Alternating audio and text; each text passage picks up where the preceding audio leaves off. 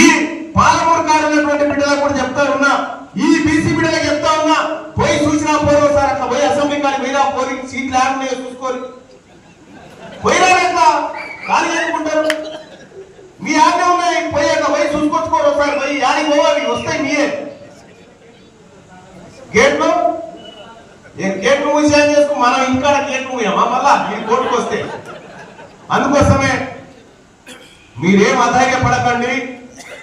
మీ బిడ్డ తీర్మానం మల్లన్న ఇలా తెగించి కొట్లాడి పరిగేసి నిలబడ్డా, నేను దేనికి డబ్బులకు ఇంకో దానికి లొంగిపోకుండా నాకు నా బీసీలకే వాటా దక్కాలి, నా బీసీ బిడ్డల బతుకులు మారాలని చేయాలి ప్రజాక్షేత్రంలో నిలబడ్డా.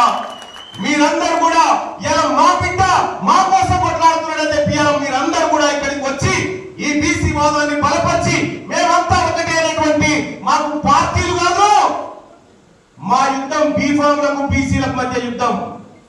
ఇది బీఫామ్లకు బీసీలకు మధ్య జరుగుతున్నటువంటి యుద్ధం. మీ తాన బీఫామ్ ఉండొచ్చు, కానీ మా తాన ఓట్లున్నాయి, మా తాన ఓట్లున్నాయి.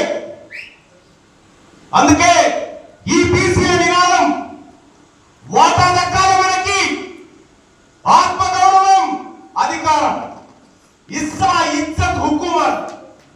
బీసీల నినాదం ఏంది? హిస్సా ఇజ్జత్ హుకుమత్, హిస్సా ఇజ్జత్ హుకుమత్, హిస్సా ఇజ్జత్ హుకుమత్. ఇది బీసీల ఆత్మగౌరవ పోరాటము. ఇది మన తల్లి మీద కొట్లాటకొస్తే అన్నదమ్ములమంతా ఎట్లా ఒకటైతే పోయాలి, అన్ని కులాలను కూడా మనం బీసీలమంతా ఒకటి కావాలి. మన సోదరులు ఎంబీసీ కులాలను కూడా కడుపులో పెట్టుకొని పోవాలి. కనీసం 17 మంది ఎంబీసీ బిడ్డలు అసెంబ్లీలో అడుగు పెట్టాలి. అలాగే వాళ్ళ తమాషా ప్రకారం వాళ్ళకు బడ్జెట్ కేటాయించాలి. ఇది బీసీ బిడ్డలుగా మనం అందరం బాధ్యత తీసుకోవాల్సినటువంటి రోజు.